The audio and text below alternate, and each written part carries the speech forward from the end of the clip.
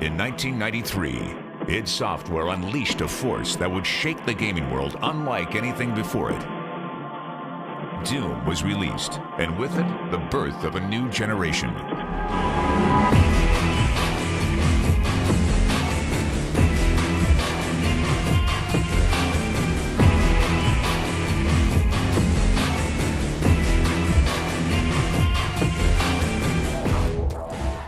The original Doom was a really significant jump in gaming technology for the time. We were making really big strides almost every single game every year. And Doom was a really significant kind of inflection point for things because all of a sudden the world was vivid enough that normal people could look at a computer game and understand what computer gamers were always excited about. With the new Doom game, we've been able to do what I think is one of the most important things for our game engines here, is we've unified the way all of our surfaces and lights interact. We're able to use the bump mapping technologies on the modern 3D cards to bring about detail into things that we can still run at a very rapid rate. And the step in quality is just breathtaking. We're able to see pores and veins and crevices, and you're able to go ahead and see whether a scientist is having a bad hair day. Now, most of the time you don't get to see this much detail when you're just gunning down enemies, but occasionally something will happen. You'll turn around and there's a monster right there in your face. You see the slime dripping out of its mouth and blood coming off of it, and it's really taking it to a new level. The technologies that have followed from the original Doom have brought freedom to the artists who are now able to truly bring their visions to life. Gamers will no longer just play games, they will be immersed in them. Every generation of technology that John Carmack has created has raised the bar for the industry and really set an example that other programmers have used to follow in creating their next generation of technology.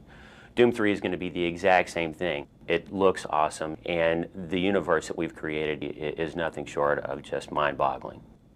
We are going to redefine what people expect to see in a PC game experience and provide them something that they haven't had an opportunity to experience before. There's a huge difference between the way we created art back for the old Doom, for the original Doom, and the way we create art now for Doom 3. When you're trying to compare what you're used to seeing or what you saw in the old Doom compared to Doom 3, it's almost like a comic book coming to life. In Doom 3, we're able to create hyper-realistic environments, things that you really would only see before in a movie.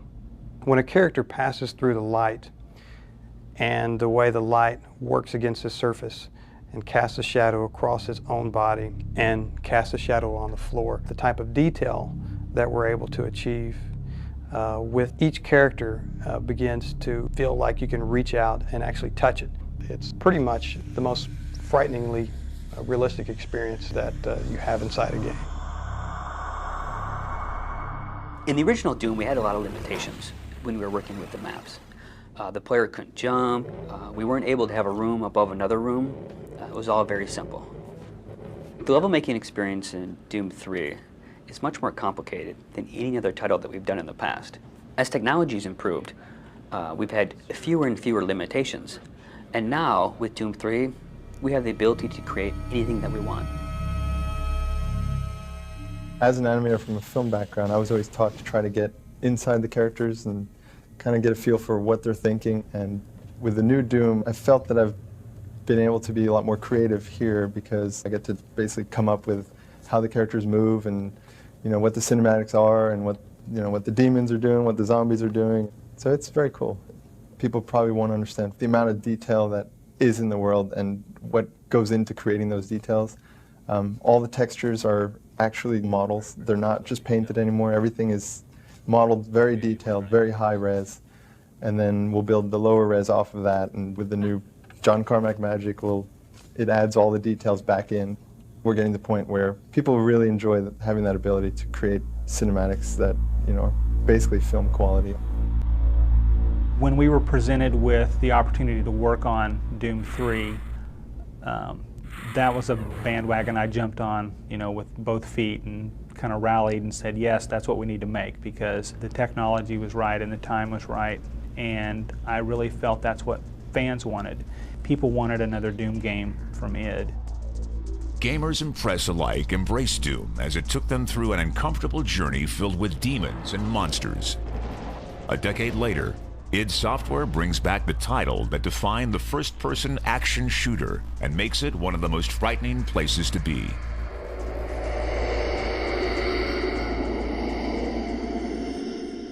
The first time I'd seen Doom and played Doom, it came at a very inopportune time where we were, I just finished the Downward Spiral album, and our keyboard player at the time walked in with the shareware of Doom.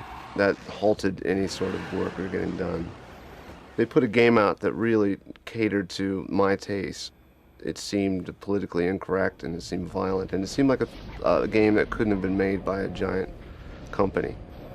It was fun, it was addicting. It really just struck a chord with me. The we don't give a shit attitude, that's one of the things that made it great.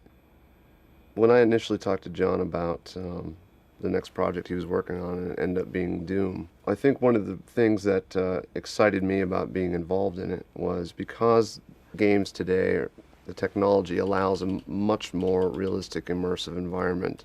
From a sound perspective, it's infinitely more creative. I'm intrigued about what we will be able to pull off in terms of really getting inside your head and making it an unpleasant place to be.